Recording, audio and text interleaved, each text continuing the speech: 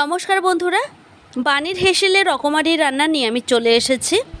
আমার চ্যানেলে আপনাদের সবাইকে স্বাগত জানাই। আর কদিন বাদেই জন্মাষ্টমী, আর সেই জন্মাষ্টমী উপলক্ষে আমরা তালের নানান রকম পদ তৈরি করে থাকি। আজকে করতে চলেছি দু রকম পদ্ধতিতে তালের মালপোয়া। চলুন তবে রেসিপিটা শুরু করা যাক।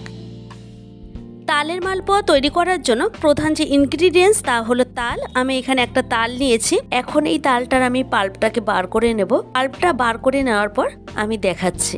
আমার এখানে এই একটা তাল থেকে মোট এই পরিমাণে পাল্প বেরিয়েছে।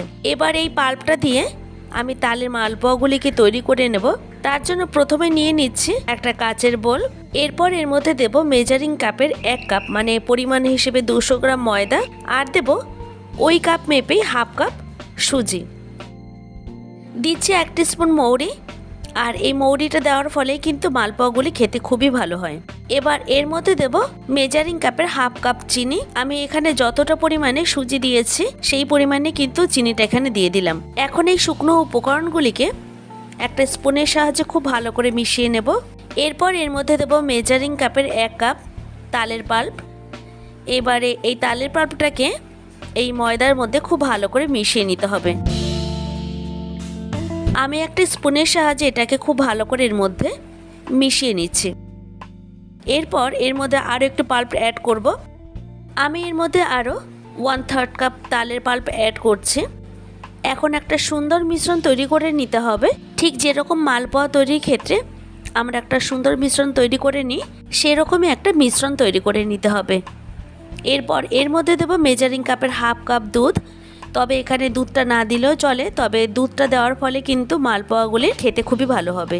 আমি এখানে দুধটা প্রথমেই ঢেলে দিচ্ছি না, অল্প অল্প করে দুধ মিশিয়ে নিয়ে আমি একটা সুন্দর ব্যাটার তৈরি করে নেব। এরপর একটা স্পুনের সাহায্যে ব্যাটারটিকে খুব ভালো করে ফেটিয়ে নিতে হবে। আর যত ভালো করে ফেটানো হবে মালপোয়াগুলি কিন্তু ততই ভালো হবে, মানে মালপোয়াটা সুন্দর ফুলবে। আর এইভাবে ফেটানোর ফলে কিন্তু চিনিটা সহজেই মেল্ট হয়ে যাবে। যেহেতু সুজি আছে তাই কিছুটা সময় তো রেস্টিং পিরিয়ডে রাখতে হবে, তাই রেখে দিচ্ছি। আধ ঘন্টার জন্য ঢেকে রেখে দেব।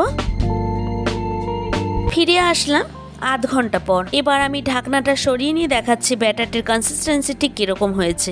দেখুন সুজিটা থাকার ফলে কিন্তু এখানে ব্যাটারটা কিন্তু অনেকটাই ঘন হয়ে এসেছে, মানে সুজিটা অনেকটাই ফুলে গেছে। এবার এর মধ্যে দিয়ে দেবো স্বাদ অনুযায়ী নুন। যে কোনো মিষ্টি জিনিস তৈরি করার ক্ষেত্রে যদি নুনটা একটু দেওয়া যায় তবে কিন্তু খুব সুন্দর অ্যাডজাস্ট হয়ে যায়, খেতেও কিন্তু খুব ভালো লাগে। এখন এর মধ্যে দেব একটু জল। যেহেতু এর মধ্যে সুজি আছে আর সুজি তো সহজে জলটাকে সোক করে অনেকটাই ফুলে যায়, তাই আমি এর মধ্যে অল্প অল্প করে জল মিশিয়ে একটা মিশ্রণ তৈরি করে নিচ্ছি। দেখুন ব্যাটারটির কনসিস্টেন্সি ঠিক এই রকম হবে। এই মিশ্রণটি এমনভাবে তৈরি করে নিতে হবে যেন খুব ঘনও না হয় আবার খুব পাতলাও না হয়। এখন চলে যাবে এগুলি ভাজার জন্য। এবার এর মধ্যে দিয়ে দেব পরিমাণ মতো রিফাইন্ড অয়েল। তেলটা যখন এখানে ভালো মতো গরম হবে তখন এরকম একটা হাতার সাহায্যে 1 হাতা করে ব্যাটার এর মধ্যে দিয়ে দেব। এরপর এর ওপর থেকে ঠিক এইরকমভাবে একটু তেলটা ছড়িয়ে দিচ্ছি। তারপর উল্টে নেব অন্য পাশটি হওয়ার জন্য। তো আমার এখানে মালপোয়াটা ভেজে নেওয়া হয়ে গেছে। এখন চলে যাব শিরা তৈরি করার জন্য। আমি পাশের ওভেনে একটা কড়াই বসিয়ে দিয়েছি। এবার তাতে দিয়ে দেব 200 গ্রাম চিনি। এখানে চিনি আর জলের পরিমাণটা কিন্তু সমান সমান হবে, মানে আমি এখানে 200 গ্রাম চিনি নিয়েছি, জলটা কিন্তু সেই অনুপাতেই নিতে হবে। এখানে শিরাটার কিন্তু একতার বা দুতারের প্রয়োজন নেই। চিনিটা মেল্ট হয়ে একটা ঘন শিরা তৈরি হলেই হয়ে যাবে। তো শিরাটা এখানে তৈরি হতে থাক। আমি চলে যাচ্ছি অন্য ওভেনে মালপোয়াগুলি ভাজার জন্য। এবারও একই রকম প্রসেসে বাকি মালপোয়াগুলিকে ভেজে নিতে হবে।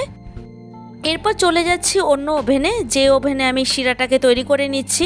আমি এই চিনি শিরাটার মধ্যে 2টো এলাচ ফাটিয়ে এর মধ্যে দিয়ে দেব যাতে খুব সুন্দর একটা ফ্লেভার বেরোয়। অন্যদিকে আমার এখানে মালপোয়াগুলি প্রায় ভেজে নেওয়া হয়ে গেছে। আর এই সময় গ্যাসের ফ্লেমটাকে মিডিয়ামে দিয়েই মালপোয়াগুলিকে ভেজে নিতে হবে। আমি আজকে তালের মালপোয়াগুলিকে 2 রকম পদ্ধতিতে করে দেখাচ্ছি। একটা হলো রসে ডুবিয়ে মালপোয়া, আর একটা রস ছাড়া। তবে 2 রকম মালপোয়াই কিন্তু খেতে অসাধারণ লাগে। তো আমার এখানে শিরাটা তৈরি হয়ে গেছে। অন্যদিকে মালপোয়াগুলি কিন্তু ভেজে নেওয়া হয়ে গেছে। এখন মালপোয়াগুলি তুলে একটা একটা করে আমি এই চিনি শিরার মধ্যে দিয়ে দেব। আর এইভাবে চিনি শিরার মধ্যে দিয়ে একটা স্পুনের সাহায্যে এগুলিকে উল্টে পাল্টে নেব। এই মালপোয়াগুলিকে কিন্তু রসের মধ্যে বেশিক্ষণ ডুবিয়ে রাখা যাবে না, এগুলিকে জাস্ট একটু উল্টে পাল্টে নিলেই হয়ে যাবে। তো আমি এখন এগুলিকে তুলে নেব। এখন চলে যাব বাকি ব্যাটার দিয়ে মালপোয়াগুলি ভেজে নেওয়ার জন্য। তবে এই মালপোয়াগুলিকে আমি আর শিরার মধ্যে দেব না, এইভাবে রেখে দেব। আমি মালপোয়াগুলি ভেজে নিয়েছি আর এখানে কিছুটা তেল আছে, আরও কিছুটা পর্যাপ্ত পরিমাণে তেল দিয়ে দেব মালপোয়াগুলি ভাজার জন্য। এবারে 1 হাতা ব্যাটার আমি এর মধ্যে দিয়ে দিচ্ছি। এবার ওপর থেকে অল্প অল্প করে তেল ছড়িয়ে দেব, যেরকমভাবে মালপোয়াগুলি ভাজার জন্য তেল ওপর থেকে ছড়িয়ে দিতে হয়। এখানে একটা কথা বলে রাখি, মিশ্রণটি যদি ঠিকঠাকভাবে তৈরি হয় তবে কিন্তু মালপোয়াগুলি সুন্দর ফুলবে। দেখতেই পাচ্ছেন এখানে প্রত্যেকটা মালপোয়াই কিন্তু খুব সুন্দর ফুলে উঠেছে। রসে ভেজানো ছাড়া এই রকম পদ্ধতিতে মালপোয়াগুলি তৈরি করে দেখুন, আর কেমন হলো কমেন্ট করে জানাতে ভুলবেন না। এবার এগুলির ওপর একটু পেস্তা কুচি ছড়িয়ে একটু সার্ভ করে দেখাচ্ছি। তৈরি হয়ে গেল খুবই কম সময় 2 রকম পদ্ধতিতে তালের মালপোয়া। যদি আরও এইরকম নিত্য নতুন ভিডিও পেতে চান তাহলে আমাকে অবশ্যই কমেন্ট করে জানান। ভালো লাগলে প্রচুর লাইক শেয়ার করুন, আর এইভাবে আমার পাশে থাকার জন্য অনেক অনেক ধন্যবাদ।